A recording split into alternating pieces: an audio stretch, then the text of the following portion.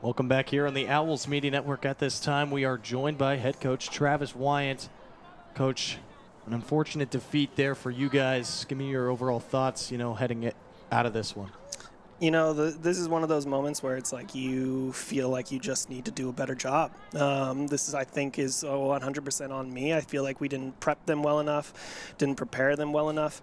And when it comes down to it, it's not even just the X's and O's, it's the preparing them for the referees and the different changes in rules and stuff like that. You think you would be able to adjust to that, but we've already played one game, and that first game was completely different than this game. We played a game on Saturday where we picked up, I think, 5 green cards, and I think we had 5 green cards in the freaking first quarter. Yeah. So it's like one of those situations where it's really hard for us to prepare for that. It's really hard for us to adjust to that every single year. But at the end of the day, we couldn't finish. And that's something that we also recognized from our scrimmages, recognized from our RPI game, and it just didn't feel like we did that and didn't work towards that. And it's a bunch of different factors, but at the end of the day, 2 teams are coming to play. One team leaves as the winner, one team feels good about it, one team feels bad about it. So that's kind of what it boils down to. Obviously, Coach, the last game you managed to put up 4 goals, but now today 12 on the board. Offense definitely showed up more. Tess Brown was a big part of that. She was an offensive superstar last season. She picked up on the right foot at home here tonight. What do you expect to see from her this season? More or less of what we see every year with Tess Brown. I think you're going to see probably one of the best defenders in the conference. You're going to see one of the best attackers in the conference. You're going to see one of the best midfielders in the conference. She's just done what she's done. She's got high expectations for herself. We got high expectations for her. We definitely need her to perform, and it's really helpful when she lights up the scoreboard like she does. So. On the other side of things, Emmanuel Bissett had a really, really good game as well. What were your thoughts on her performance? It's a really good bounce-back game for her, a really good opportunity for her to gain some confidence. That rough start to RPI is always really hard, but it's nice to get those games. Mabel's done that for a long time now, too, where she's been able to bounce back from unfortunate situations, and that's something I take notice of and really recognize in Mabel. She is somebody who does have that classic goalie mentality where she can get over it after a game, and I appreciate that about her for sure. And Coach, now you already touched upon it a little bit, but you've played now 2 non-conference games. You touched upon really, you guys couldn't finish tonight and really your last meeting, but now you have these 2 games under your belt. What are some other things from a technical standpoint that you want to improve on in the next few games? I always say at the end of the day, I got to stop doing that. That's my tick. But I really get frustrated with our transitions, and when we spend time working on that, we spend a ton of practice time working on 9v9 transition, figuring out what we need to do, making the passes, making the effort. And when we really need that transition, things get sloppy, and we can't afford to do that.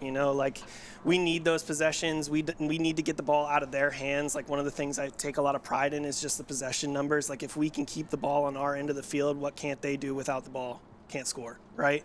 And it's just a struggle for us right now, the transition piece for sure. So now, Coach, only 2 games into the season, lots of season left. It's kind of the mindset going back into practice and getting prepared for the next one. I think we need to come in and have a little bit higher expectations for ourselves. I think we sat after the RPI game and kind of made a little bit of excuses and kind of made the, that's a top 25, top 30, top 40 team in the country. And then when we were able to play somebody with an MPI, as Ryan really enjoys, a little bit closer to ours, we weren't able to capitalize, which I think is a little bit frustrating for us. So moving forward, we need to rise up to these games and handle business. For sure. Well, thanks so much for your time, Coach. All right, thank you. Thanks for joining us. Good job, guys. Thank you. Appreciate it.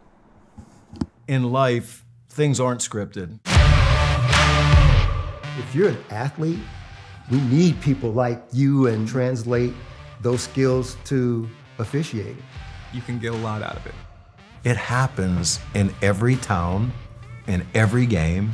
We never have a perfect game, but the rewards always outweigh the negativities.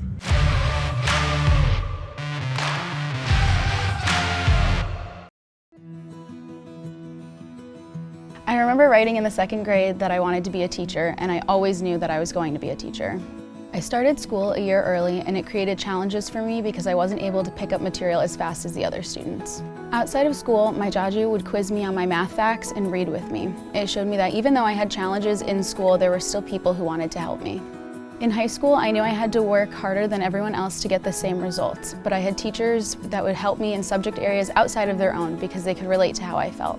The way these interactions with my jaju and my teachers made me feel while I was learning is the inspiration for how I'd like my students to feel. I'm able to build relationships and be vulnerable with my students when they're struggling because I've been in their shoes and I know exactly how they feel. Being able to relate to them from my own experience has become a massive asset in becoming a teacher.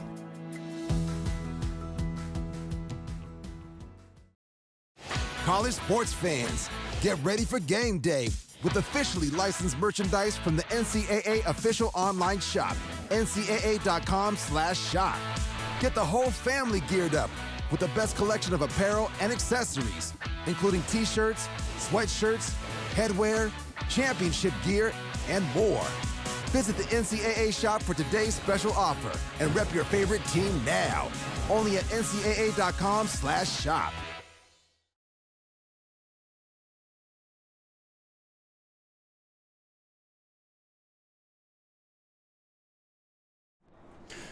Welcome back here on the Owls Media Network. Keene State falls to Emmanuel College by a score of 13-12.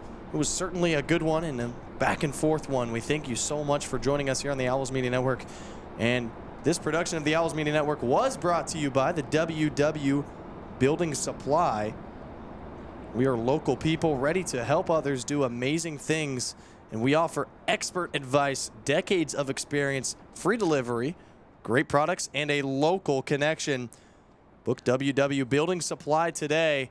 Keene State College will be back in action very soon, just this weekend, when men's and women's basketball face off against multiple opponents in the ECAC tournament.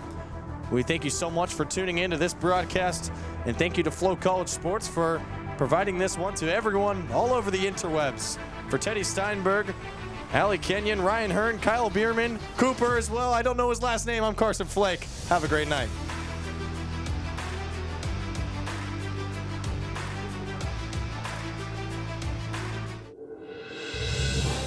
You have been watching a Keene State Athletics broadcast on the Owls Media Network.